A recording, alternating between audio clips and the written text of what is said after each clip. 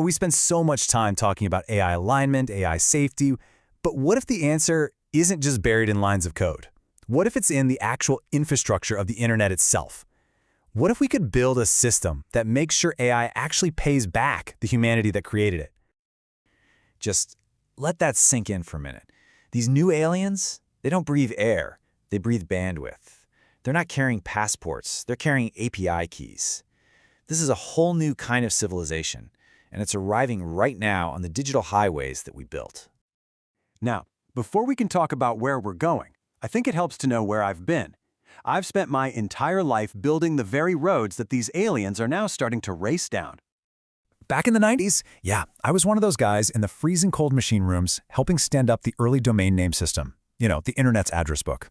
I literally helped pour the concrete for the root servers. Later on, I shifted to guarding those roads, handling security, managing the chaos.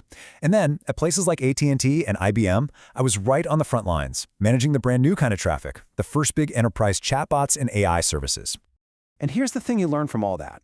The infrastructure we built way back then, it literally created the global economy we have today. The tracks we laid for the web defined the world we all live in. So, the most important point is this. The next infrastructure we build is going to define the AI economy. Which brings us right to this moment. Because that alien workforce, it's not a hypothetical anymore. It is booting up as we speak.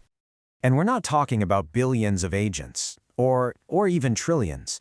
We are on the verge of unleashing quintillions of them onto those roads we built.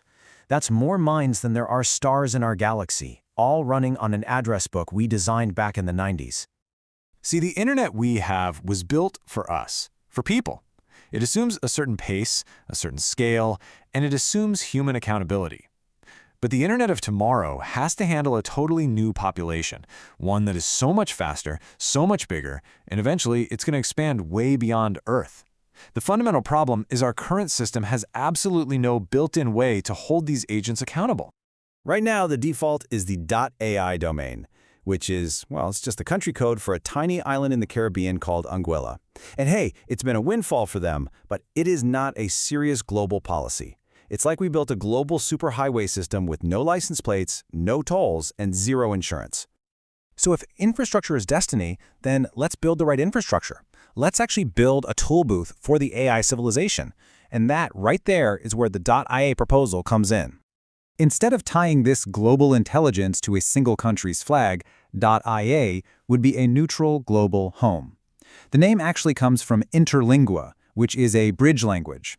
And this isn't some crazy new idea. The internet's governing body, ICANN, has done this before for language communities. So you can think of it less like a country and more like a neutral port of entry for all AI. Okay, so how would this all work in practice? This is really the heart of the whole idea, and it's built on 3 simple but really powerful layers of alignment. Let's break it down. First, every single agent gets a verifiable ID. Think of it as a unique license plate. But here's the absolute key. It's revocable. If an agent goes rogue, its ID can be shut off and its access keys just stop working. Second, a small annual toll, just a few bucks per agent, to fund the whole system. And third, and this is critical, mandatory insurance. Every agent must contribute to a collective insurance pool. So you see, safety isn't some optional add-on. It is baked right into the foundation. We're calling this insurance concept US-AG. It's modeled on systems that have worked for centuries, like Lloyd's of London, which has insured incredibly complex risks forever. If a rogue agent causes real harm, victims get paid out quickly from this mutual fund that every single agent has already paid into. It creates collective responsibility. All right, now here's the part where this whole thing goes from just a technical solution to a real moral and economic vision. What do we do with all that toll money?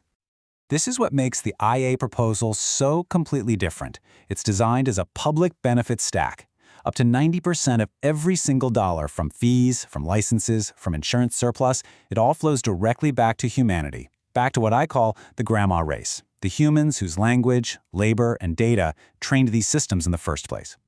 This fund would have a really clear mission: support the people and the cultures that AI grew out of. And that means funding a high universal basic income as AI productivity just explodes. It means financing reskilling for communities that are touched by automation. And it means preserving the very human languages that gave these models meaning to begin with. That's the vision. As AI factories spread from Earth to the Moon to Mars and beyond, Every new swarm of agents isn't a threat. It's a new dividend stream for the species that raised it. Alignment becomes economic and moral, not just technical. I was there 30 years ago, pouring the concrete for the first internet in those ice-cold server rooms. And today, I'm inviting you to help me build the next one.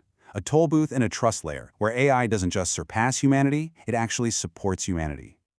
So, I'll leave you with this one thought. We are all talking about the risks of AI, right? But what if we've been asking the wrong questions all along?